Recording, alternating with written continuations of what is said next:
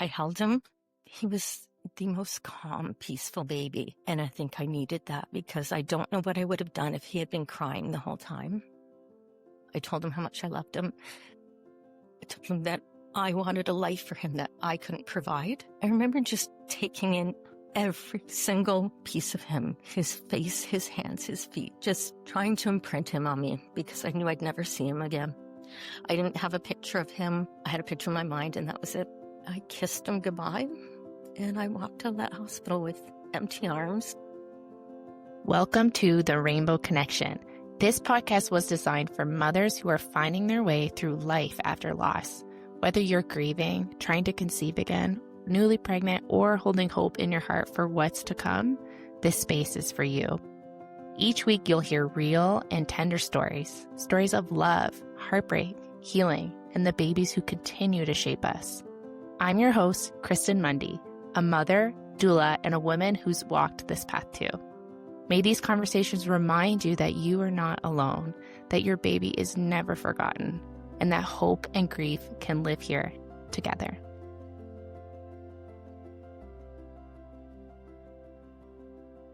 Before we dive into today's episode, I want to tell you about Mother Like No Other, a special community for women who are navigating the tender season of life after loss. Inside Mother Like No Other, you'll find a warm, supportive space of moms who truly get it, plus practical tools to help you through the hard days. You'll have access to a private online community where you can connect with me, an experienced doula, and other moms navigating the same journey. Each month, we gather for live workshops to connect and learn, covering topics like supporting your fertility journey, grounding strategies, self-advocacy, and ways to nurture your mind, body, and soul. We also bring in guest speakers to share their expertise and inspiration. The best part? It's only $22 a month. No long-term commitment, just real support when you need it most. If you're ready to feel more grounded, connected, and held through this season, come join us at thedoulalife.ca/mother. You do not have to go through this journey alone. And by joining us inside Mother Like No Other, you won't have to.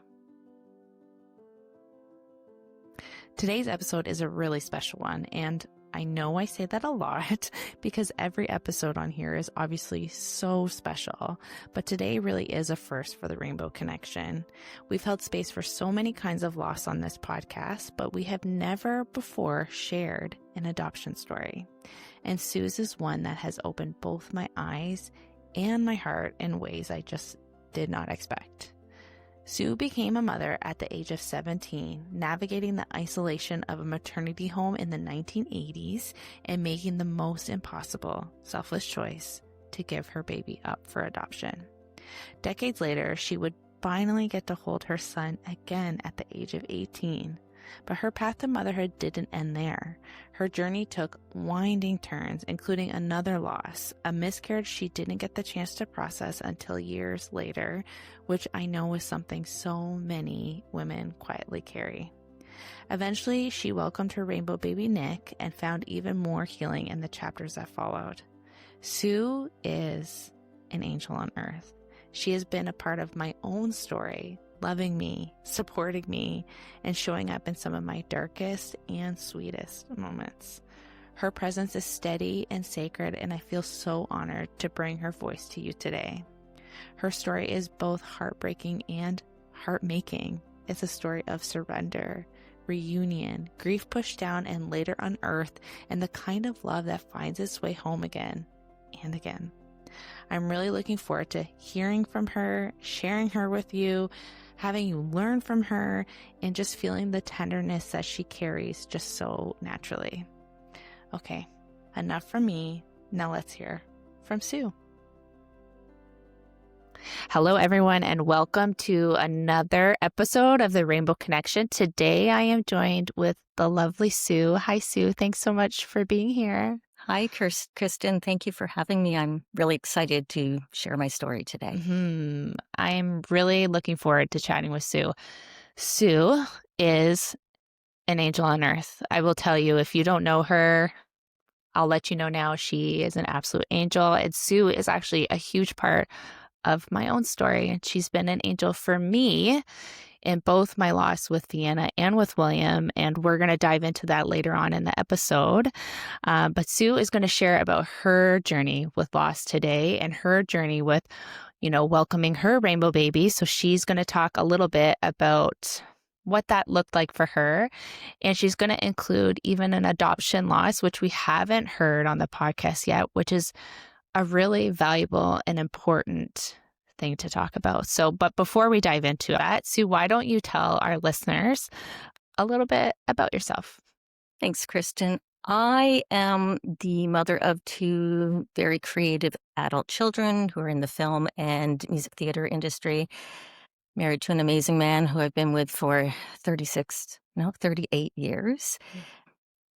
I live in Burlington, and I am very passionate about supporting families through infant and pregnancy loss. I also wear the hat of an executive assistant during the daytime. We all have so many hats that we wear, right? Right. Well, Sue, I would love to hear about your story. So why don't you start wherever you feel comfortable starting? Sure. My first loss was to adoption. Mm. And that's difficult for me to say because I know in the loss community, sometimes folks look at it as that was a choice. I was 17 years old. Found out I was pregnant at 17. I just finished high school, denied the fact that I was pregnant. I think it was 2 months before my pregnancy was confirmed, and that was because my father made me go have a pregnancy test. And just a little caveat here, my son I gave up for adoption is now 44 years old. So in those days, we didn't have store pregnancy tests that you could go and pop in a drugstore, grab a pregnancy test, confirm that you're pregnant, and decide by yourself what you wanted to do. My mother suspected I was pregnant. And so my father came out and said, I'm going to take you down to public health clinic so you can have a pregnancy test done. And of course, as you can imagine, I'm 17 years old and I'm mortified that my parents are now suspecting that I am in fact pregnant. And I knew without a doubt that I was, but I was denying it. So I did get my pregnancy confirmed that afternoon at a public health clinic. And it was the most excruciating 10 minutes of my life because that's how long it took for the pregnancy test to confirm that I was pregnant. At that point, the public health nurse told me what my options were. And as you can imagine, at that time, it was give birth and place your baby for adoption. And that was really the only option that was given to me. Nobody spoke about anything else. I will be honest, I did consider not going ahead with the pregnancy. But at that time, I didn't know that abortion was illegal, that I most likely would have had to gone to a back alley clinic to have an abortion. Just a totally different world, right? 100%. And also, I was raised in a very strong, strict Catholic family. So the fact that I was even pregnant was astonishing to them.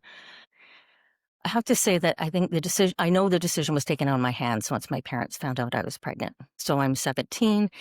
At that point, a lot of words were said when I came home. I was not a good teenager. I was angry, you know, I don't know. I didn't blame my parents, but I had to put my anger on somebody. So a lot of words were said that I regret. I sat down that night and wrote a letter to my mom. And years later, she said to me that was the most poignant letter she's ever received in her life. Aw. I can't even remember what I said in it now. Well, the fact that you're 17, you were probably very honest, right? Yeah. I think I apologized I know I apologized many times over during my pregnancy, taking on the blame of the shame I've brought upon the family. But in hindsight, it wasn't, I don't even know how to put it into words. I was 17. My parents made the decisions for me. They went to talk to their family doctor who gave them the name of two maternity homes away from where we live. I grew up in a very small city, so everybody knew everybody. My dad was very prominent in our city. Everybody knew his name. They knew his family. I'm one of 8 kids. So we were like, people knew us. So my parents decided that I couldn't stay at home while I was pregnant. So I was sent away. September, I found out I was pregnant. October, I go to my high school graduation. So I'm now 4 months pregnant. And I'm thinking, nothing showing, nobody knows. The amount of comments that were made as I passed in the hallway. I had a very, very good girlfriend at the time who stood by my side and did not leave me the entire time. Mm. In my mind, it was important for me to be there. And I'm not sure why now, but it was important for me to be there. A lot of the comments were said behind my back about pregnant women, and I ignored them. My girlfriend stood by my side. She supported me through that evening. In hindsight, looking back on the pictures, I was very obviously pregnant. I was a Mm. 17-year-old who weighed nothing and had a Mhm. baby bump. Mhm. But again, I think denial was a big part of it. Mhm. So that was Thanksgiving weekend, and the Monday of Thanksgiving weekend, my parents drove me to a maternity home where I was to live for the next 5 months. Wow. Yeah, What was that like for you? it was tough. I had never been away from home before. And you're only 17. You're still really a child yourself that needs Yeah, their parents, yeah. right? And so I was no longer in the relationship with the baby's father. In fact, he didn't even know I was pregnant, and I chose not to tell him. Um, so my parents dropped me off. They took me up to this maternity home. Um, there was, at the time that I arrived, there was 11 other young women, all in my age. I think we ranged anywhere from 15 to 21 years old in the house. And I still remember to this day, I walked in wearing my school sweater because I went to a Catholic high school. So I had on school sweater and it had stripes on the arms. And I think at that point I was wearing a dress because I was finally allowed to let everything hang out, so to speak. And I was shown to the room I was going to share with three other young women. And one of them introduced herself to me. And funny enough, we became best friends. I'm sure you did. She was also one of 8 kids. Mm. She was also being sent away from her family. And so we bonded. And she told me about a month or two later, she said, I didn't like you when you walked in the room. And I said, how can you not like me just by looking at me? She goes, you were wearing a school sweater, and I assumed it was the father of your baby's sweater and that you were still together. And so that was kind of how we looked at one another. Hmm. That first week was horrendous. I was so, so homesick. I still remember I was sick every single day. I didn't want to take part in anything. And they were quite so concerned about me that they let me go home that following weekend because what the general consensus was is once you moved into the house, they didn't want you going to visit family and friends the first weekend so you could get adjusted to living there. But they called my parents and said, you need to bring her home. She is so homesick. So I remember going home that weekend and then coming back and settled into life in a maternity home. And I took classes while I was there. I did some did some sociology and psychology classes. We had teachers that would come in and teach us on site. We went to, it was actually, when I think about it now, it was a positive experience because I was surrounded by other women going through exactly what I was going through. I believe at the time there was only one of us that kept our babies, Hmm. but we were all there for the same reason. We were all there to be tucked away from our family, our friends, so nobody knew that we were pregnant, so that we weren't bringing, and I'm going to use that word again, shame upon those around us. Mhm. Because that's kind of how we were made to feel like this was the early 80s. So Mhm. it wasn't okay to have a baby and raise that baby on your own. Well, even something like premarital sex, right, is Yes. back then is like, And especially when you're in a Catholic family. yeah. Yeah, there was a lot. We were hidden away. So everybody knew that was a maternity home where it was. We went to the doctors in a group. So, we all went down to the hospital, to the clinic. We were all seen at the same time. And depending on how far along you were in your pregnancy, you were, you went more often, as we know. And during the time, we had social workers come in and talk to us about adoption, what it would look like for us. I started journaling in the November. So I started writing letters to my baby Mm. because that was how I connected with them. I wrote about how I was feeling, about what was going on in my life at the time, about my fears that I was going to have this baby. I was giving them up for adoption. There was no choice in the matter. The words that were said to me when my parents found out I was pregnant was, we love you, but you know how we feel about abortion, and if you keep this baby, you're on your own. I'm 17 years old. How am I Scary. supposed to live on my own and raise a baby? I have a high school education. At the time, I had a part-time job, so there wasn't a choice Mhm. whatsoever. So throughout my pregnancy, I wrote letters to my baby. I talked about how I was feeling. I talked about what I wanted for them in their life. I talked about how much I was going to miss them once they were born. And I sat and revisited those letters the other day. And the closer I got to having the baby, the more intense the letters got. Oh, I'm sure. So I stayed there for the 5 months of my pregnancy. I had a beautiful baby boy. And he Mm. was, so to back up a bit, when I went into labor, my brother was in medical school at the time. He was in his, I'm pretty sure he was in his second year of medical school. So I asked him if he would be my support person when I went into labor, because we did have this lovely nun who was part of this maternity home who taught us all our labor and delivery classes and prenatal classes. And she accompanied everybody to the delivery rooms. But I didn't want her there with me, as lovely as she was. I wanted somebody who knew me. So I asked my brother if he would be part of my birth team. He was your And doula. he was my doula. Yeah. And he jumped at it. He said, yeah, absolutely. And I don't ever think I even thought about the fact that this is my older brother. He's going to watch me give birth. He was my rock. Oh. I, we don't talk about it a lot because I think it was a really hard experience for him as well to Mhm. watch his baby sister, younger sister, go through this. I remember they called him and said they were taking me to the hospital, and it was 2 in the morning. But they said, don't worry, she's in early labor. There's no reason to rush. And he was living in Toronto at the time, and he was there by 4 in the morning. And he was Mm. by my side the entire day, holding my hand, rubbing my back. Now, can I ask, did your parents just not want to be there during your delivery, even just for you? No, Mhm. they didn't want to be. I learned after the fact that my mother struggled so hard, Oh, I'm sure she did. but at the time I didn't know that. Mhm. I learned that she struggled. She also had a friend whose daughter had had the exact same experience 2 years prior.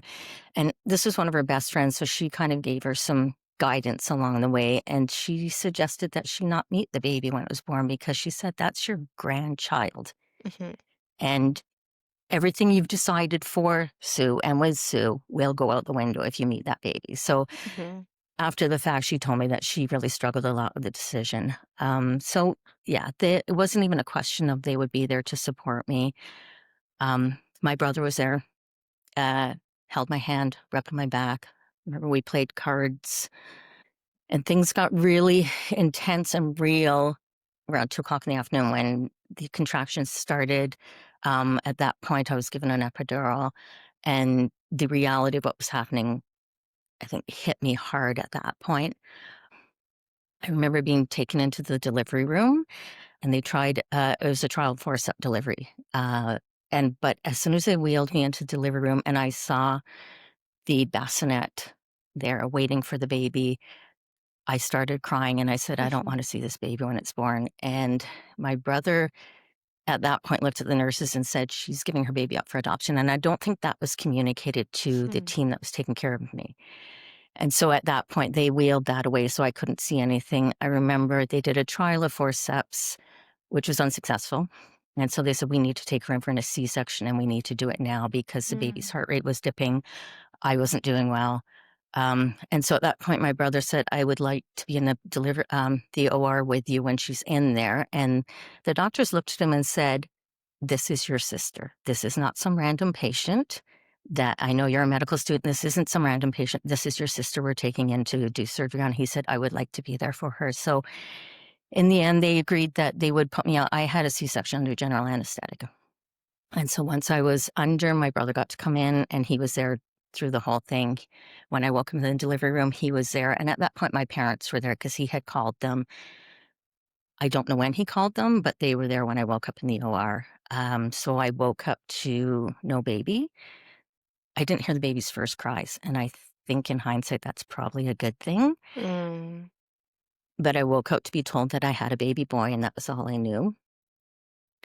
I spent so I had him on a Wednesday, and I was in the hospital till Monday, and the whole time I was there, the baby was one floor above me in the Mm. nursery, and I couldn't bring myself to go see him because I was scared. I was scared that if I went, I was gonna become too attached, that I wouldn't be able to, leave him at the hospital, so, all the thoughts and the reality that I no longer had this baby, and I remember as I got close to my time of delivery, I was anxious to have the baby, but at the same time didn't wanna have the baby because I knew I wouldn't have that baby with me anymore.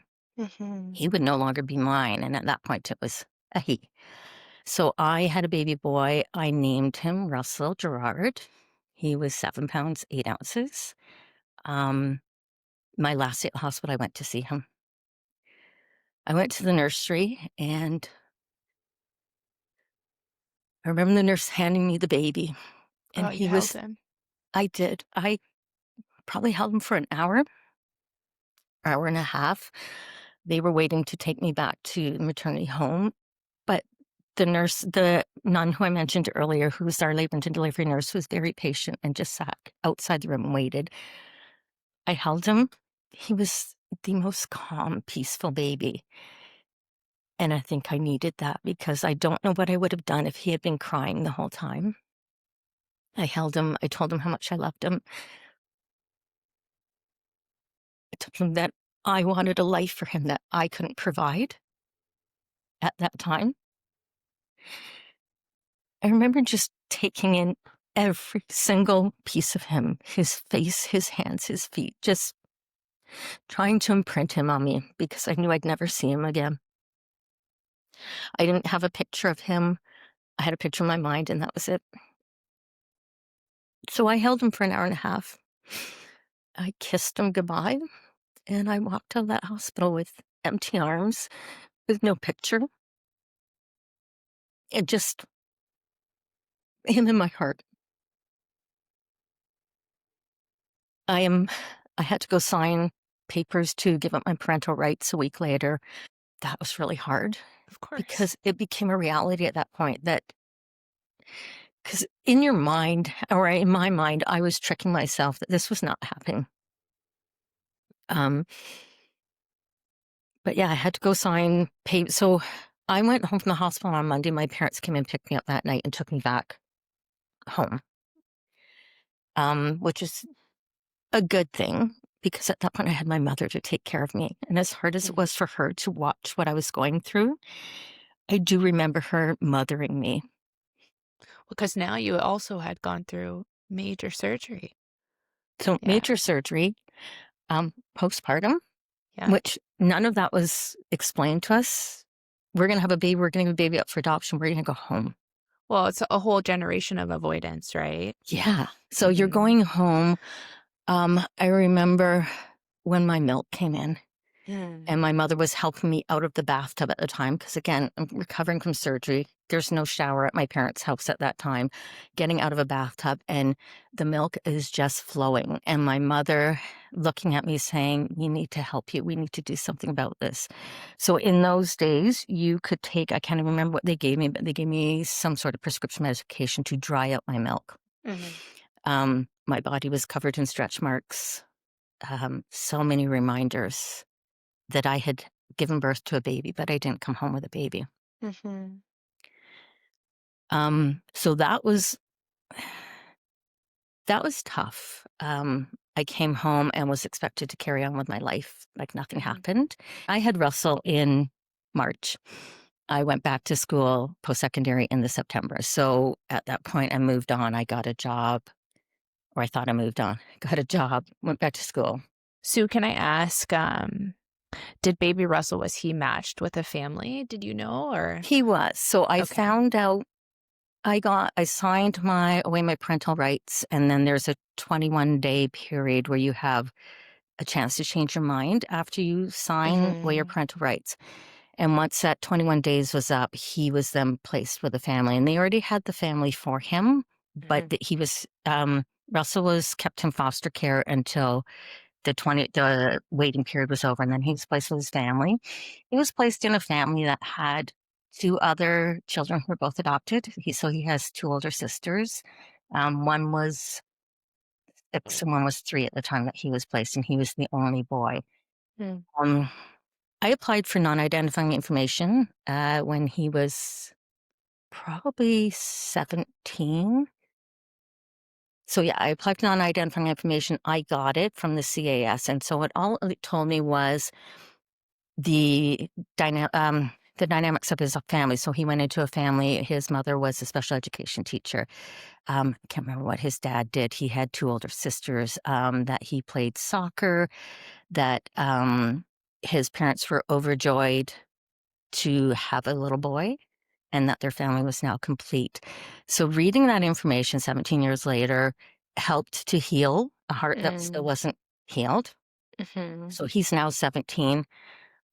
I'm married at that point and have, kids of my own at that point. My story had a happy ending. I got to reconnect Mm. with Joel. His name is Joel. So I got to reconnect with him when he was 18. Um, Wow. so 1999 was when he turned 18, and my girlfriend that I had met in the maternity home, we said that that was a year of surprises because that was the year our kids were turning 18. That was the year that we were allowed to put our names on the adoption disclosure registry, because at that time the adoption disclosure registry was closed. It is now opened, but at that time it was closed. And so you had to request information and register. And if you registered and requested information and there was a match, you would be connected.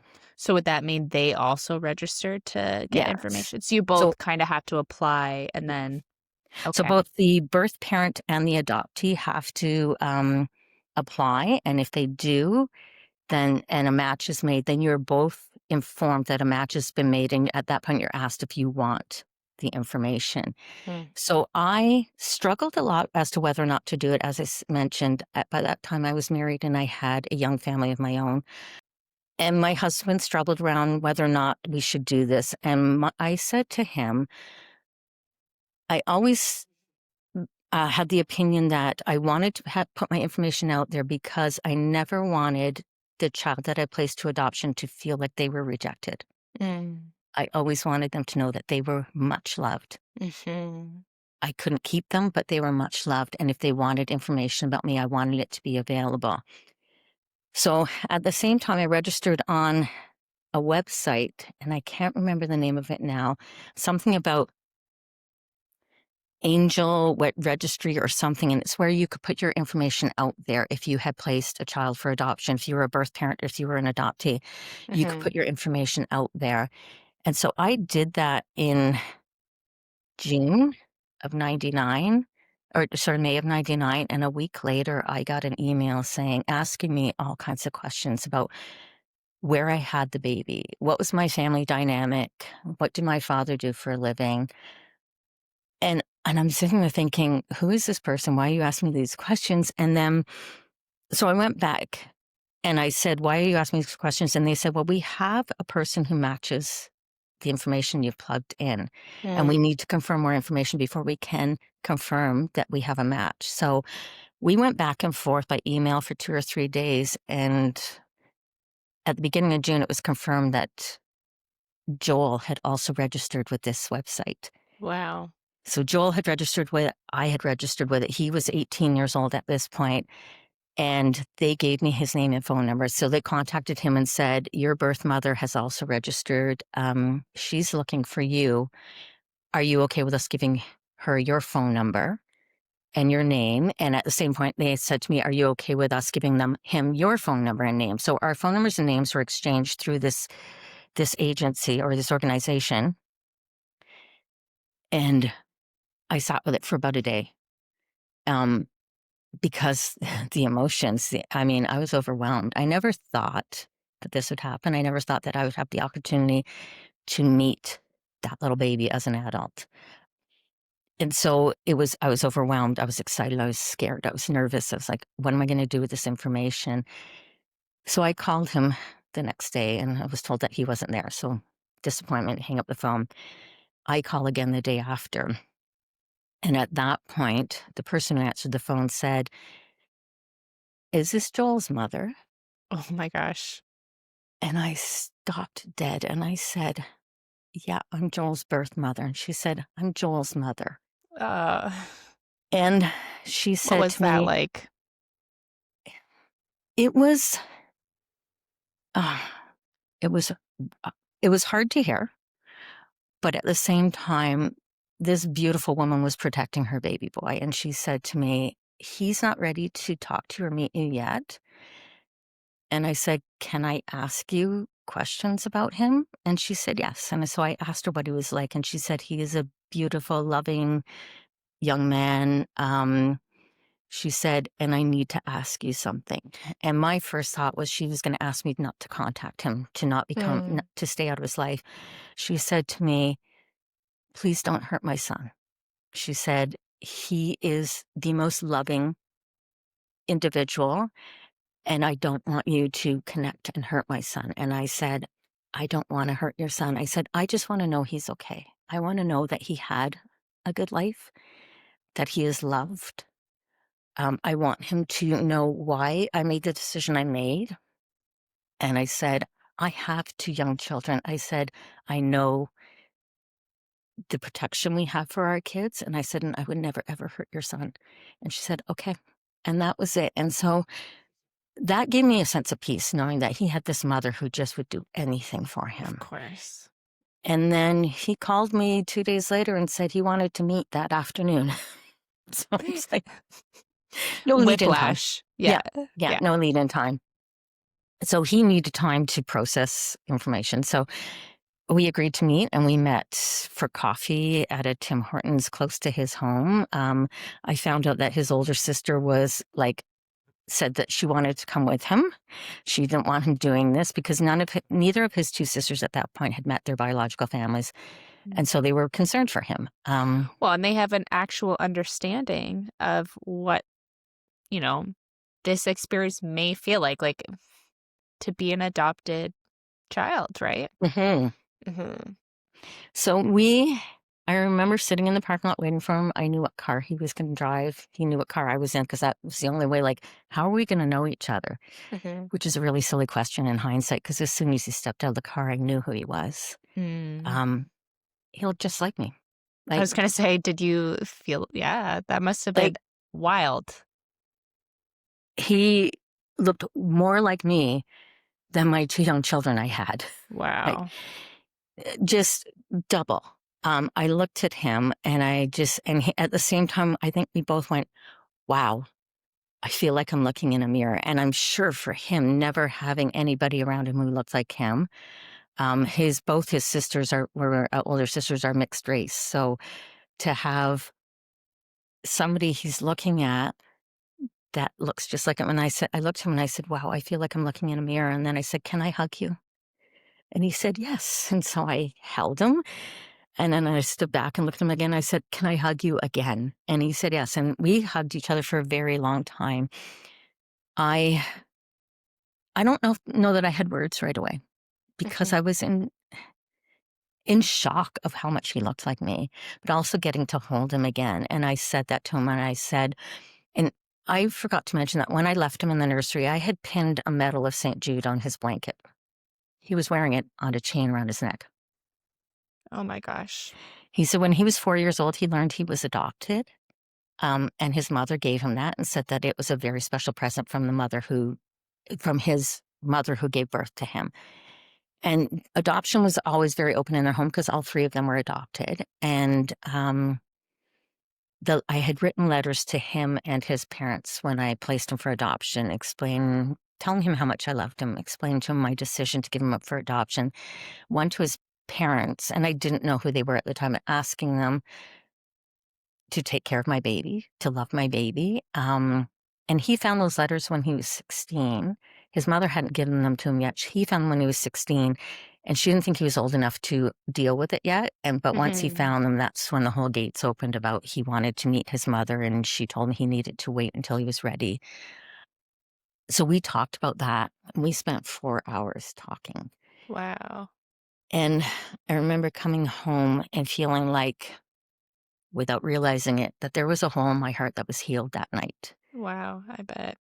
I had called my mom the next day because she knew I was going. I had talked to my parents and leading up to me meeting him, telling them that I had had a connection. And my dad's words, I still remember to this day, protecting his little girl, going, Susie, I don't think it's a good idea for you to meet him. Mm. And I said, you don't understand. And he It's goes, such a no. that's such a male response, I feel. Yeah. Yeah. I said, and then I remember talking to my mom and she said, he's just trying to protect you. And I said, I understand that. I said, but he doesn't understand. He doesn't know what it's like to carry a baby within you and not have that baby. Mhm. Mhm. And she said, no, I get it. And so the next day after I met him, I called my mom and I think I took the kids to the playground. So they're playing on the playground and so that I could talk while they're playing. And she said, okay, I want to hear all about it. So we talked on the phone and we cried together. And she said, I'm so glad you did this. And she said, I wouldn't have told you that beforehand, but I'm so glad you made this connection and that you feel that you've gotten the information that you've always wondered about. Mhm. I'm So, sure it was you can healing. imagine for 18 years looking at kids going, is that my baby? Is that, until I had my own, there was always Mhm. that, is that my baby? I'm Which is sure. silly because he could have been, I didn't know where he was placed for adoption. Turns out he grew up, as I said, I live in Burlington. He grew up in Hamilton. So he wasn't Wow. far away from me the whole time.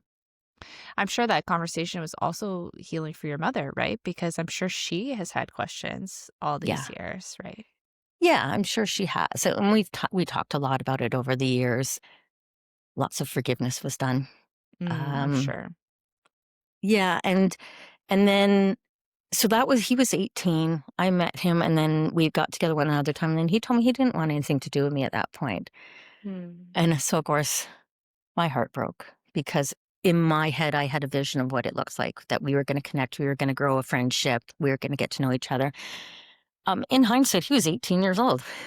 But he wanted to meet me. He wanted to know who I was. He wanted to know what I looked like. He wanted to hear about his birth father. It wasn't until he was 30 years old and he had a 6-month-old son that we reconnected in person again. Mm. And he's part of our life. He's met his half brother and sister. Um, I don't see him often, but we have a connection. We talk to each other by text all the time now. That 6-month-old baby is 14 years old now. So we've grown a friendship and a relationship over the last 14 years. I had the honor and the pleasure of meeting Joel's mother in 2018. My mother had just passed away, Mm. and I had been saying for probably 5 years to Joel that I wanted to meet his mother, that I wanted to be able to thank the woman who raised him, thank the mother who helped him to become the person he was. And he kept saying, I don't think she's ready to meet you. And I said, that's fair. I said, when she's ready, let me know. And I said, and I'd love to connect with her. Well, at the same time, she'd been saying the same thing to Joel, that she wanted to meet me. So it was him that wasn't ready. It turns out he wasn't ready for his Yeah. mothers to meet. Yep. So she invited me over to the house for dinner and Joel was there and he was there, his partner came and his son was there. And I remember being so, so nervous, way more nervous than how I was the night I went to meet him when he was 18. And I showed up at the door and as I'm driving, I said to Joe before I left, that Joe's my husband, and I said, I am so nervous. He goes, why? He said, she's the one who should be nervous, not you. Mhm. And so when he put it that way, I kind of, okay, but still, I showed up at the door and I ring the doorbell and I have flowers for her. And she opens the door like this, arms wide open, and pulls me into this giant hug. Wow. And I don't think we said anything to each other. And then she looked at me and she goes, it's so nice to finally meet you. And I said, you as well. And then we learned through the night that it was him that didn't want us to meet. But I got to sit and talk with her and she pulled out a box of pictures. And so she pulled out a photo album, which was difficult to look at because it was from the day they got him through Mm. his first year of life. And I cried while I looked at it. But I think they were happy tears, knowing that he was in such a loving home. And she sent me home with pictures of him from the time he was a year old until high school graduation. So Mhm. it was just such, again, another healing moment for me. to meet the woman who is his mother, who raised this amazing young man. And she was everything I could have hoped for a mother in him. That's So as so I said, I'm one beautiful. of the blessed ones that I've been able to make that connection. It Mhm. hasn't always been easy. I'm sure she feels the same about you too, because here she is probably envisioning who Joel's mother is, and she's probably like, Yeah. "Oh, thank goodness, she's a good one, right?" I remember when that first phone call with her, and she said, I have to say something to you. And I said, okay. She said, I want to say thank you. She said, I have 3 adopted children, and you're the only one I received a letter from the parents. And so we had your words. She said, so here I am, my heart is full. I have my son, I have my complete family. And I knew out there somewhere a young girl's heart was breaking. Mm. And those words have always stuck with me. And so, yes, meeting her was full circle to be able Mhm. to hug each other and to just have that time together. I haven't Mm. seen her since, but there will always be a connection between the two of us. And Mm. we did have our pictures taken together that night, and I can't remember what she's something along the line. She said Joel needs a picture with both of his mothers in it, and for her to acknowledge that was amazing. So healing, right? Yeah, very healing. Yeah. Wow. I'm here like wiping the tears. So many feelings. Yeah, What a journey. I know you spoke about how you've grown your own family and how you've gotten married, and you had really this whole other life while your baby was out there having mhm. his whole other life. And what was life like for you, you know, post giving your baby up for adoption and, meeting your husband and deciding to start a family? I would really love to hear more about that. When I met Joe, I met him through good friends. When I moved to Burlington, I moved to Burlington for reasons I won't go into. But I was fortunate to meet friends who introduced me to Joe. And we were friends for 2 years before we started dating. And my girlfriend set us up on our first date. And I said to her, I know what you're trying to do. I have no desire to be in a relationship right now. Um, but sure. So he was part of a Ukrainian dance group, and they were all getting together to celebrate what was called Malanka, Ukrainian New Year's Eve. And everybody was either engaged, married, or had boyfriends and girlfriends. And I didn't, and he didn't. And we were both going. So my girlfriend said, why don't you go together? And I said, I know exactly what you're trying to do. You're trying to set us up, not falling for it. That was our first date. Never looked back. I would say sometimes you don't have a choice in the matter. You just meet Right. someone, you're like, okay, well, here And we as I go. said, we'd known each other for 2 years already. Hmm. Um, so we started dating, and I fell fast and furious for him. Wow. Um, And I remember my father saying to him, you need to tell him about the baby you had. And I said, Hmm. I will when the time is right. And I did. And I remember I told him early in our relationship, and he was, I don't even remember what he said. That's how uneventful it was. Hmm. Um, I do remember the night he proposed to me, and he talked about how I was a selfless person and what I had done was a gift to somebody else. And um, yeah, so we got married, and I wanted to have a family right away, but because I was longing to have a baby that I could have, that I could keep, that I could raise. Yeah. Did you feel that longing like from when you were 17, all those Hmm. years? Yeah. I did. When people asked me when I was a little girl what I wanted to be when I grew up, I always said a mother. So Mm. losing my first baby to adoption was difficult. When we got married, I think probably within the first year of marriage, I said I really wanted to start a family, and he said, I'm not ready. Mhm. He said, let's enjoy life. And again, we didn't have 2 nickels together to rub together when we got married. So, money was also, when is it the right time to start a family? It's never the right time to start a family. Mhm. So 4 years in her relationship, we decided that we were going to start trying.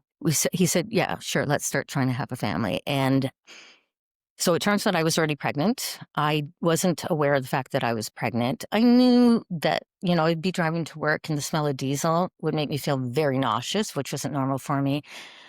But that was really the only sign or symptom that I had. And that was it 93, so 33 years ago. Wow. And so we were going away on a trip we were going to Florida. And I said to him, I just was feeling off. I said, I'm going to go to the doctor's before we go. And the doctor ran a blood test and they called me the next day and confirmed that I was pregnant. And I was probably about 9 weeks pregnant at that point because we did the math. And I was surprised because we had just decided we were going to start trying for a family and I'm already pregnant. And yes, I was elated. I was so excited. And so was Joe. We didn't tell anybody. We were going to Florida the next week. So I think the first thing I did was I went out and bought What to Expect When You're Expecting, because that was the book of the time. As one And does. I took it as my reading material when I went to Florida. So we flew to Florida and we talked about the fact that we were going to have a family. My two younger sisters were one had just had her first baby and the other one was expecting her baby.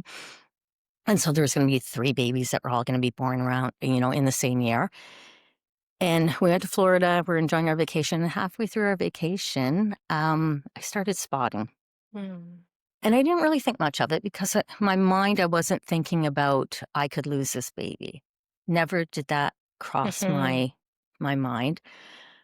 I started spotting and I mentioned it to Joe and he said, it's probably nothing. Because again, both of us were thinking along those lines that what could happen? What could go wrong? And the next morning, I woke up and I was bleeding heavily. So I knew something was wrong. And I called my doctor and explained to him what was going on. And he said, it sounds like you're having a miscarriage. And he said, unfortunately, there's nothing that can be done to stop it. He said, you could go to the hospital, but they can't do anything for you. And I remember being devastated. I wanted this baby so much, and so did Joe. And now I was losing something that I wasn't, I was losing a baby that I desperately wanted. The thoughts that went through my head, Kristen, what did I do wrong? Why am I being punished? I gave my baby up for adoption. Was this punishment because I had a baby that I didn't keep? Is this going to be my only chance? Am I ever going to be a mom? The thoughts that went through my head, and I don't know that I ever expressed them to Joe out loud. I was so scared. While we take a quick break, I wanted to introduce you to The Haven, my signature 12-week support program for mothers who are pregnant again after miscarriage, TFMR, stillbirth, or infant loss. This isn't just a course. It's a trauma-informed community program that includes weekly live workshops, expert guest speakers, and ongoing support from me, an experienced doula and fellow lost mom, anytime you need it. You'll also receive one-on-one check-ins, guided journaling prompts, full access to my birth course, Reclaim, and a warm, intimate community of other pal mothers, a place where you can be real, be held, and be reminded that you are not alone in this. Our winter cohort begins this January, and the waitlist is now open. You can find all the details at thedoulalife.ca/haven. In the Haven, your baby is remembered, your voice is honored, and you are fully supported every step of the way. I gave that baby up for adoption, and is this punishment for what I had done? And I didn't express any of that to Joe. Joe was very quiet during this whole period because I don't think he knew what to do either. He supported me the best he could. He made sure I was okay. He checked on me that full day. We basically stayed where we were and we sat by the pool or sat by the condo that we were in. And I remember being very quiet. I remember him being very quiet. There was nothing either one of us could do, despite wanting to. So we finished off our vacation and we went home. I saw the doctor that next week. Um, he got me in for an ultrasound the following week because he wanted to make sure that I was not retaining any tissue, that my body was okay, that my body was going to go into a healing process. He did say to us at that point that we needed to wait 2 to 3 months before we tried to conceive again. And in my mind, that was such a long time.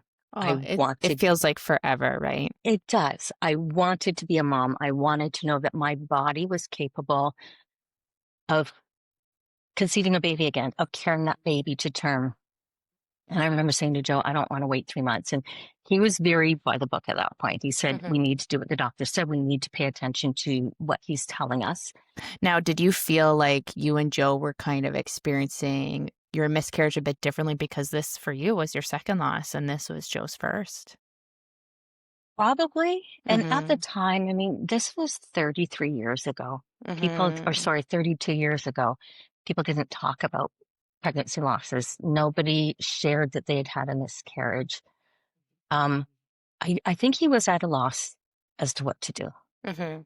And yes, it was my second pregnancy. It was our first pregnancy together. Around us, everybody was having babies. All our friends had babies. My sister had just had her first. My other sister was expecting her first. His sister-in-law, we found out when we got back, was also expecting her second. So Mm. around us, everybody's having babies. And I don't think he knew um, what to do for me, except to love me and care for me. And we didn't talk about it. I do remember that we didn't say a lot about it.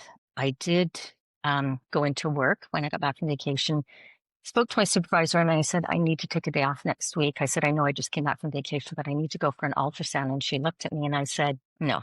I said, I Mm. lost my baby while I was on vacation. And I remember her giving me a hug Mm. and saying, I know what you're going through. And she said, if you want to take some time and sit in my office, please do so. She was the first person that knew outside of Joe and the doctor, and she was the first person that offered me that comfort and support of saying, Mm. I know what you're experiencing. Mm. You had Turns out she had had a couple miscarriages herself. So Yeah, maybe she never got to talk about it either, right? Because back yeah, then it was so quiet and she probably yeah, knew what that quietness felt like for you. yeah. And it Mhm. was, I do remember that feeling comforted by that. So I carried on. And now I worked in an environment, I was in social services at the time, and I worked in an environment where 95% of us were women in the office. So lots and lots of women having babies, pregnant. And I do remember a couple of my colleagues saying, so are you guys expecting? Is there, and I stayed quiet for a while until I couldn't take it anymore. And I finally said, no, Joe and I lost our baby while we were on vacation. And that shut everybody down and Mhm. nobody said anything to me. We went, so the next week we went for an ultrasound. Joe came with me, sat in the waiting room. And while I was in there, the technician did everything she needed to do. And then she looked at me and I said, am I free to go? And she goes, well, I shouldn't tell you this, but you're ovulating. Mm. So in my mind, I went out to the waiting room and I remember saying this to Joe. I don't think I said it really loud, but I said, let's go home and make a baby. And he Mhm. just looked at me like, I'm sorry, what? So when we got in the car, I said to him, the technician told me I'm ovulating. And I said, let's go make a baby. And he said, but the doctor told us we need to wait 2 to 3 months. I said, I don't care what the doctor said. I said, now's an opportunity. Let's see what happens. And I got Mhm. pregnant right away. Mm. I know that was a blessing because my mind wasn't going to every month think, can I, I'm not pregnant. I'm not pregnant. I'm not pregnant. So we got pregnant right away. Didn't find out. I think it was probably a month and more. Went back to the doctors because again, not feeling great. They do a pregnancy test and he said, we had talked about you waiting 2 to 3 months to conceive. And I said, is there a reason for that? And he goes, well, your body needs to heal first of all. He said, but then we actually know, we can determine due dates by that. I said, Mhm. well, I can tell you the afternoon. And we laughed about it. Mhm. Um, my pregnancy it was a good pregnancy. I had all the normal pregnancy symptoms.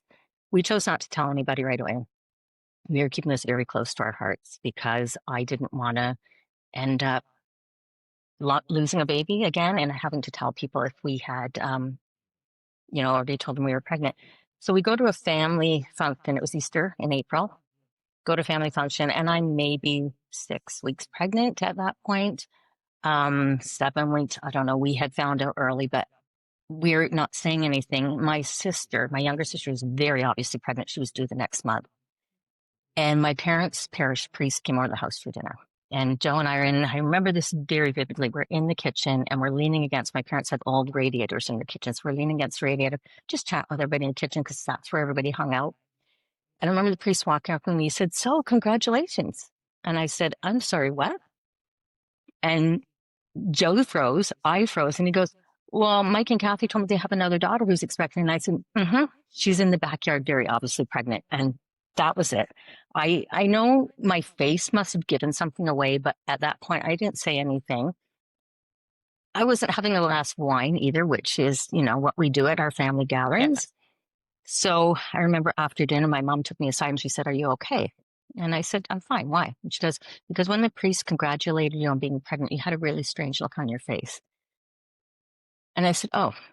And she goes, "Is there something going on?" And so at that point, I told her, I said, "Yes, Joe and I had a miscarriage while we were in Florida.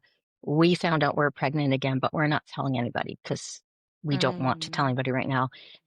And at that point, I remember her, saying she's sorry that we had experienced that, but also saying it's probably for the best. There was probably something wrong with the baby. Mm. And that was the feedback we would get. Nobody talked about losing a baby. Nobody talked about miscarriages, talked about losses. I remember telling my best friend at the time, and she still is a good friend of mine today, but I remember she had, was she pregnant? No, she had little ones. So she already had 4 kids. And I remember telling her that we had had a miscarriage. And she said, how far along were you? And I said, I was about 10 weeks long. She goes, "Okay, well, you were only 10 weeks long. It's not like, you were further along." And so again, and I think at that point I decided I wasn't going to tell anybody anymore because the feedback I was getting was negative. Nobody was Just understanding. so much invalidation for your pain and what you've gone through.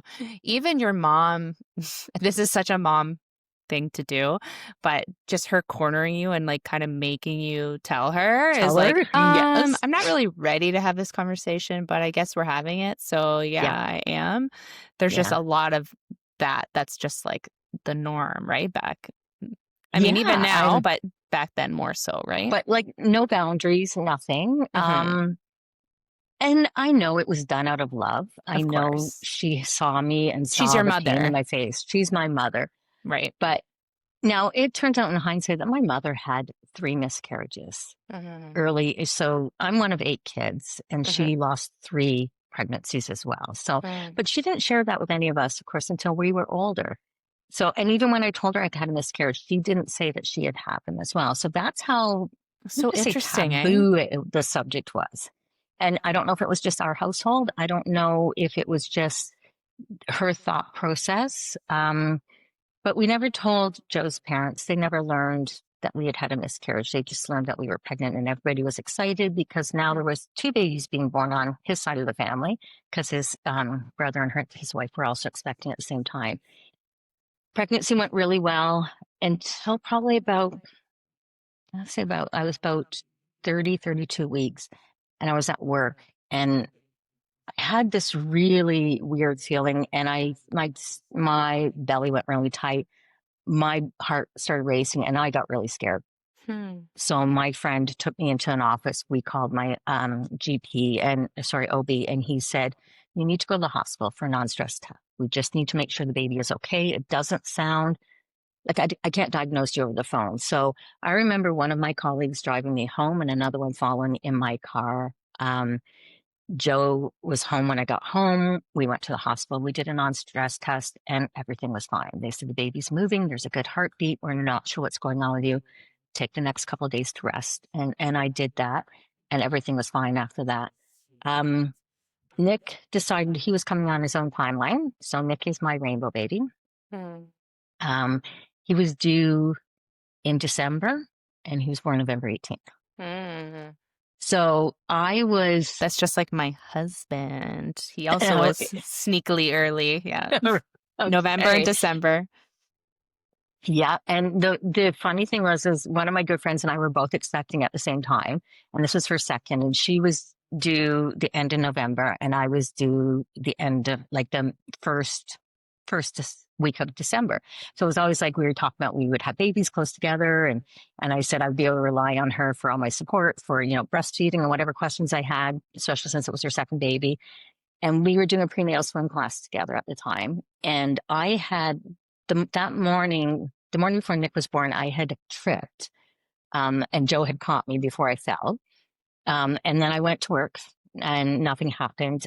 We went to our prenatal swim class that night, and I said to my girlfriend, I said, I think I'm having Braxton Hicks contractions. I said, because my belly keeps tightening. And I said, it's feeling uncomfortable. And she goes, well, you probably aren't in labor. You're not due for another 3.5, 4 weeks. And I said, I know. So I didn't really put two and two together. And of course, with my first pregnancy, I had an epidural for most of my labor. So I don't recall what contractions felt like. And it was also 12 years in the Previous. 12 years ahead. Yes. Mm-hmm. So went to swim class, went to work the next morning, sitting in a meeting in a boardroom with 30 other women, and my water broke. Wow. And I didn't know what was going on. I think I sat there. So, as a very obviously pregnant woman, you go to the bathroom before you go to sit in an hour-long meeting, right? So I did that. I'm sitting there and I feel this like a gush. I'm thinking, did I just wet myself? And then it happened again. I thought, okay, I think my water's broke. So I leaned to the girl that was sitting beside me, and she had no kids. She didn't know anything about being pregnant. And I said, can you come to the bathroom with me? She goes, are you okay? I said, I'm not sure. And I guess as soon as I got up from my chair, walked to the bathroom, she came with me, and I said, okay, I'm pretty sure my water broke. Well, at that point, everybody in the boardroom stood up and looked at the chair, which was soaking wet, and said, oh my goodness, Sue's water broke. So Wow. yeah, a little bit of an excitement for the workday. With 30 women, I'm sure. Yeah. And so again, at that point, the same supervisor who was the one who gave me the hug when she found that I had a miscarriage said, come on, sit in my office. She said, we're going to put a garbage bag on the chair though, because I don't want you sitting there. I said, Leaking all over my chair. right. And she said, I called Joe right away and I said, my water's broken. He goes, well, what do you want to do? And I said, well, I need you to come pick me up, please. And his office was in Scarborough and mine was in Mississauga. So I needed to wait for him to come from Scarborough to Mississauga. He took a long time. I remember probably 2 hours before he got there. And of course, I'm getting a little frantic. Sure. Your water's broken. And of course, everything you see on TV, when your water breaks, you're going to go into labor, right? You have Which to obviously rush to does the not hospital. happen. Yeah. I did phone my OB and he said, okay, come and see me. He said, come to the office on your way home. Let's check, see where you're at. And then we'll decide whether or not you're going to have that C-section, because we had talked about it throughout my pregnancy. Because Joel was born by C-section after a full labor and a forceps trial. He said, it's up to you. If you want to try labor, I'm happy to let you try labor. But my recommendations are most likely a C-section, because he says, you have a pretty big baby in there. So Joe came to get me. Again, my colleagues brought my car home later that afternoon. He drove me home and he did the same thing. He put garbage bags on his seat. He had a brand new car. So his first thought was, you're not sitting on my seat, right? So all these funny things you start to remember. Went to see my OB and he checked and he said, you're maybe 2 centimeters dilated. He said, what's your decision on a C-section? And I said, I think I want to go ahead with a C-section. Okay. There was a couple of reasons for that. My fear that I would go through labor and then end up having to have a C-section. Both of my younger sisters who had had babies that year before, in the same year, had gone through full labors and ended up with C-sections. So there was a lot of thoughts in my head. And of course, I wasn't a doula at the time, so I didn't have the knowledge that I have now. So he said, go home, shower, pack a bag, meet me at the hospital. So we met him at the hospital that afternoon. They had to call in a nurse specially because they were understaffed that day. So we had to wait for the nurse to get there. So one of the benefits is that I had a one-to-one nurse with me through the whole delivery, recovery room, and afterwards. And so I went to the hospital. By the time I got to the hospital, I was having steady contractions. And so Nick was born at 4:47 p.m. that Mm. afternoon by C-section. In hindsight, it was the right decision. His cord was around his neck very tight three times. So Mm. as the doctor, before he could even take him out, had to release the cord, cut the cord. And so he did say to me, "You made the right decision." He said, "I know you were probably second guessing it, but you did make the right decision." So Nick was 8 pounds Mm. at three. Yeah, he was 3 weeks early, 8 pounds. So he was a big boy. I do remember not being able to hold him right away, which was really hard for me because they were short staffed and they took him. I'm not sure if he had something with his breathing. They'd had to take him and do something with him. And Joe went with him and then came back. And I was wheeled to recovery and I still hadn't held him yet. And I said, I need to hold my baby. I need to have my baby with me. And the nurse at that point went and got somebody and said, my patient has just had a baby and has not been able to hold him yet. I need somebody to relieve me so I can go get that baby and bring him to her. And so at that point they did. The feeling of holding him in my arms, of actually having that baby on my chest and holding him was just magical. Mm. It was a whirlwind because, again, mentally I wasn't prepared yet. It was 3 weeks early. And you know how as you get closer to your due date, you mentally prepare yourself. I was not mentally prepared yet. My colleagues were having a baby shower for me that night at work. And I hadn't had any other baby showers. My sisters were waiting till after I had the baby. Um, and so lots going through my head, lots of thoughts. But yeah, had Nick, spent 3, 4 days in the hospital, struggled greatly with nursing him, Mm. feeling like I should know how to do this. And I'm not sure why I had those thoughts, but I just did. Like, I should know how to do this. And I remember even saying that to my mom. My mom came up to help me afterwards because I remember Joe called her as we were leaving the hospital because I was beside myself. I was Mm. crying. I was not able, I was so emotional. And so he called my sister and he goes, "Sue just called mom and asked her to come out today." And she said, "Oh, she's got a couple appointments, so maybe she can come up later in the week." He goes, "I don't think she understands how desperate Sue is right now." And so my sister got on the phone to my mom and she said, "Yeah, you need to go today." And she did. She came and she spent a week with me and she was great. I mean, she would Mm. get up with me in the middle of the night as I was trying to nurse Nick, and she would be there right beside me, coaching me through it and helping me. And I remember saying to her, "I should know how to do this." And she looked at me, she goes, "You ever done this before?" I said, Mm. "No." And she goes, "Well, then why should you know how to do it?" So, it was, Just hearing that is so validating, right? You're like, oh yeah, like yeah, if you've never swam before, you're not gonna yeah, be expected to be thrown into a pool and, be able to swim to the deep end, right? It's a new skill for you and this baby. This baby it's a new skill too, right? I think there is like this,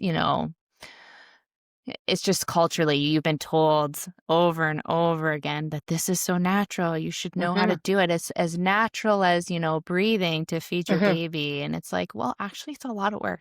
This is really, really hard. Mm-hmm. yeah. And I know people don't understand that. Mm-hmm. I mean, we did get the hang of it. Both my sisters came over. My one sister was great with, again, coaching me through it and, telling me that you can do it. I know you can do it. I'm not sure what your holdup is here, but I know you can do this. By the time Nick was 3 weeks old, he was nursing like a champ. I nursed him Mm-hmm. until he was, I think, 14 months old. So there was never, in fact, the point where I had to return to work and I was trying to get him weaned so that we could give him a bottle. I had to leave the house. I had to hand him off to dad and go, "Here you go. You need to feed Mm. him because if I'm here, he won't take a bottle." Isn't it Um, incredible looking back, being like, look where we started and look where we are now? Like, yeah, it's like the complete yeah, opposite, right? yeah. So Mm-hmm. that was our rainbow baby. And I'm going to have to say, I didn't process my miscarriage whatsoever. I know I didn't. I think we were so excited that we got pregnant again and that the pregnancy was healthy, except for the little blip, around 30 weeks. Everything was good. We knew that things were moving along. I don't think I ever took the time to process my pregnancy loss. It was in the back of my mind. We don't talk about it. We had then had another, our daughter was born 3 years later. And again, never thought about it when we got pregnant with her. Well, because then you had a little 2-year-old running around and like life is Mhm. really busy and then you get pregnant again and it just keeps on being busy. Yeah. Yeah. Mhm. So that didn't happen until 2019. So Mm. 2019, I'm running, um, we mentioned at the beginning of this podcast, I do support families through pregnancy and infant loss. And I was running a support group. And it was probably 3 weeks into the support group, and we were talking about the losses. I had three beautiful women in this group, and that was all it was. And for my first group, it was the best way to be because it was such an intimate group. But I remember coming home and looking at Joe after, and he said, "How'd group go tonight?" And I said, "It went well." I said, "But we had a miscarriage." And he looks at me and he goes, "Yeah, we did." He said, "Before we had Nick." And I said, "No, we had a miscarriage, and I don't think we ever talked about it, that I ever processed it properly." And it was these three women who I was supporting through their losses helped me to acknowledge my loss. And I did go back to group the next week and I thanked them. And I said, I realized after I left that I never gave myself permission to process my loss. And I have to thank you because you've allowed me to process my own loss, to talk about it. Because I always started off my groups with telling the participants what my losses were, just so they knew I wasn't coming from at this from never under being in that position and never understanding what it was like to lose a pregnancy. Mhm. But I thanked them for being holding space for me. While I was holding space for them, they didn't know it. They were holding space for me at the same time. And it was a beautiful way to be able to process my loss. Mhm. What did like processing your loss look like for you with all that time after all that time? A lot of tears, a Mhm. lot of why wasn't it talked about? Why weren't we allowed to talk about it? I think it was more that. It was the loss of also, yes, we lost a child and we were blessed to be able to have another one so soon afterwards. Um, but that baby was not acknowledged. And I now keep Mhm. a little blue heart. A, I have a bowl where all the babies that I've come to know through my support of lost parents, I have a rock with their name on it in a bowl in my office. And I have a little blue heart that was given to me when I was teaching a pregnancy and infant loss doula program by one of the participants. And that is my symbol of my loss. I don't know if it was a boy or a girl, but that is my symbol of my lost baby. And I Mm. keep it there. I keep it close. It's so beautiful to be able to like now journey with that baby more upfront and Hmm. acknowledged all these years later. Yeah. Yeah. Wow. And I know my mom and I talked a lot about it after the fact. Once I started supporting families through their losses, I remember her saying to me, "This is such a beautiful thing you're doing." She said, "I wish I had had support through my losses." It was just oh, you lost a baby, move on. You'll get pregnant again. Oh, you lost a baby, move on. You'll get pregnant again. And that's how what she was told. So for her to acknowledge what I was doing was a special thing. I'd like to think that it was also healing for her. Mhm. She's never said that, but I'd like to think the way she was able to talk openly to me that her seeing what I was doing was also healing for her. And I Hmm. hope it was. Yeah, I love that. What was, the journey to like get to this type of support? What made you have that pull to go this direction? I came into it by accident, I'll be honest. I did my doula certification in 2013. In 2008, I did volunteer work at a place here in Burlington called Shifra Home. And I worked with young moms who were pregnant. And I went in a volunteer capacity. I ended up being a birth coach for a couple of the young women. And that was a draw to become a doula. And then once I did that, was a fluke meeting. I was at Starbucks in Burlington one night, and a guy that I had grown up with, he lived on the street over from us when I grew up. And I was best friends with his sister all through grade school and high school. And he was standing there. And Joe said, "Why do you keep looking at that guy?" And I said, "I'm pretty sure I know him." So I went over to him and I introduced myself and I said, "Are you Glenn?" He goes, "I am." And I said, and he was a funeral director. He still is. And um, I said, "What are you doing here?" Like, this funeral home was down the road. And I said, "Are you here for a meeting?" He goes, "Well, actually, we're they had registered a home hospice association, and they were at that time talking about starting a group to support lost parents." And I said, "Oh, well, I'm a doula." I said, "I'm not sure if that's what you're looking for." He said, "We're actually looking for a midwife that can support us for this." And I said, "I don't think you need a midwife." I said, "I think you need a doula." And that's how the whole journey started. So he Wow. gave my name to his partner who reached out to me. And I was part of the team that created the first infant and pregnancy loss doula training in Canada. And I taught that for a few years. That's where I started running groups with them, and then branched out to another organization. So I fell into it by accident. I never pictured myself doing this work, but I know that everything that's happened to me, so the loss of Joel to adoption, the loss of our first pregnancy, has led me to the work I do now. And I Mm-hmm. feel so honored and so blessed to be part of people's journeys, because it is such an intimate experience. It's such an emotional experience. I always, I offer my support. I never push my support. I have friends that will call me and say, "So and so's just learned they're losing their pregnancy, or they've just lost their baby." And I say, "Here's my contact information. Tell them I'm available to support them in whatever capacity they need." So whether that is with a phone call, whether that is dropping stuff off at the hospital, whether that is being with them through their birth, um, whether it is supporting them afterwards, I've always just put myself open, and whatever support they need as a support, I will offer. And then from there, I've done my grief and loss coaching certification. So I do individual grief and loss coaching as well. Mm-hmm. It's not a journey I ever pictured myself being on. And when I tell people what I do, I get strange looks. Um, and then eventually I will have people say, "Have you experienced your own loss? Is this why you do that?" And I said, "That's probably part of the reason." Mm-hmm.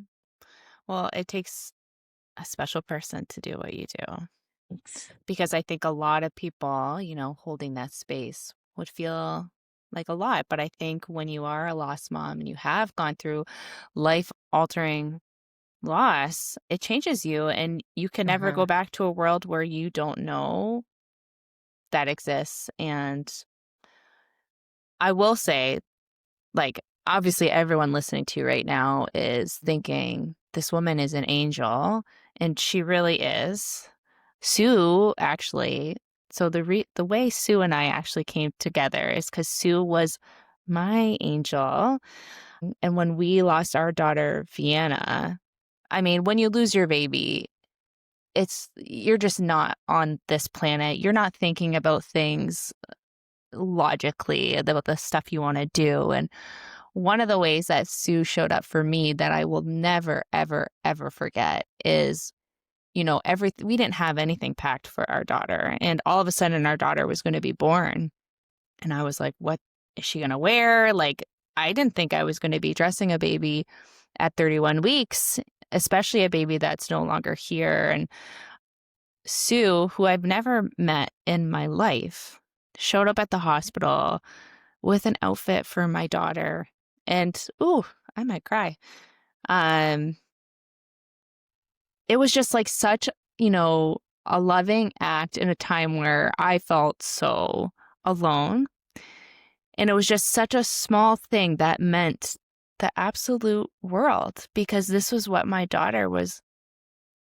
This was the first outfit she was going to wear, and it was the last outfit she was going to wear. And I didn't have to think about it. Just some angel came by and dropped it off in a package.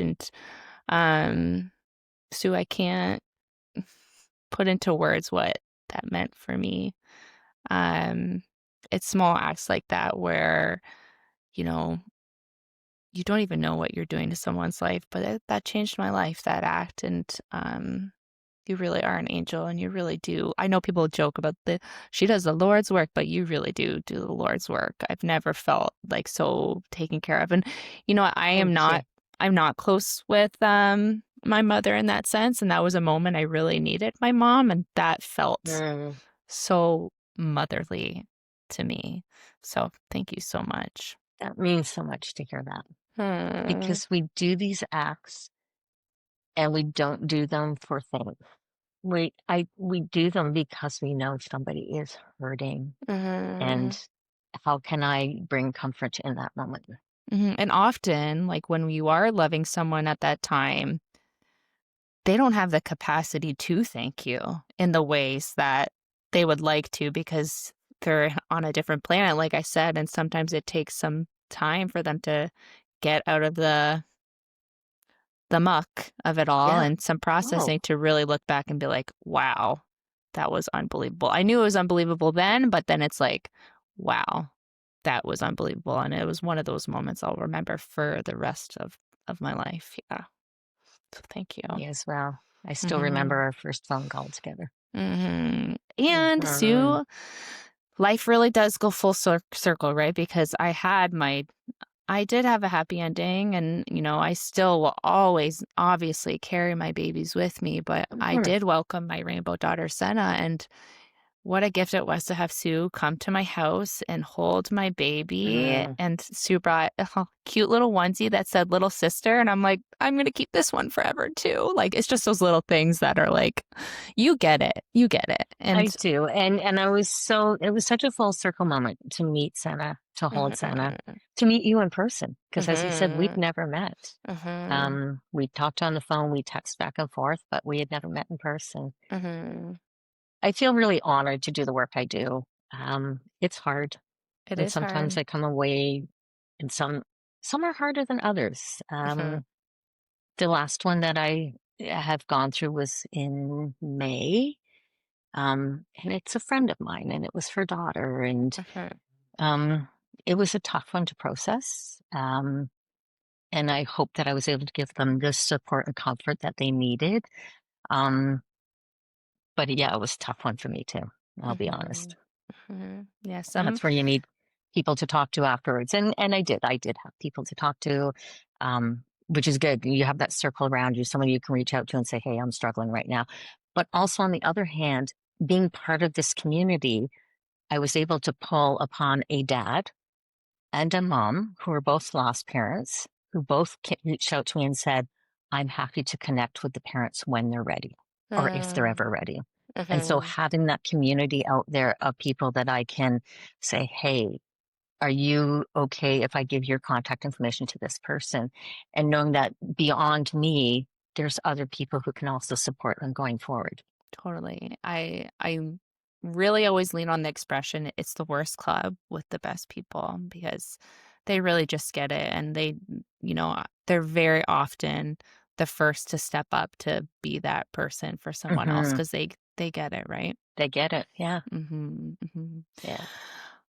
Well, Sue, my heart is like so deeply touched hearing your story and being able to connect with you. And I'm definitely going to be leaving all of Sue's contact in the show notes because I know there's people that are going to want to connect with you, and not even people that just want your services, but I know there are women out there that are nodding their heads saying, yes, yes, that was me. That was me 30 years ago. And oh my God. And just like, people said, like, you gave me permission to get in touch with my miscarriage and process my Yeah. miscarriage. I know that your story is going to do just that.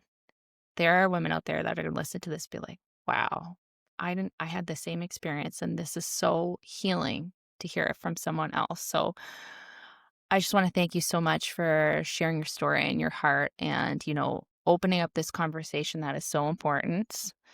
You are totally healing, helping heal like this collective. And I really just honor you and your babies for being here and doing that with us today. Thank you so much. And thank you for this platform. Mm. What you are doing, Kristen, is, I can't even put into words. It's amazing. It really is to allow women to speak open and honestly about their losses. And again, as you said, there's someone out there listening to everybody's story and connecting with it some way, somehow. So thank you. Thank you so much for tuning in today. If this episode touched your heart, it would mean the world to me if you took a moment to rate and review the Rainbow Connection. Your words help this podcast reach other mothers who need to hear these stories, the ones still searching for hope, for comfort, and for connection after loss. Every review, every star, every kind word truly makes a difference. Thank you for helping me keep these stories alive. I'll see you in the next episode.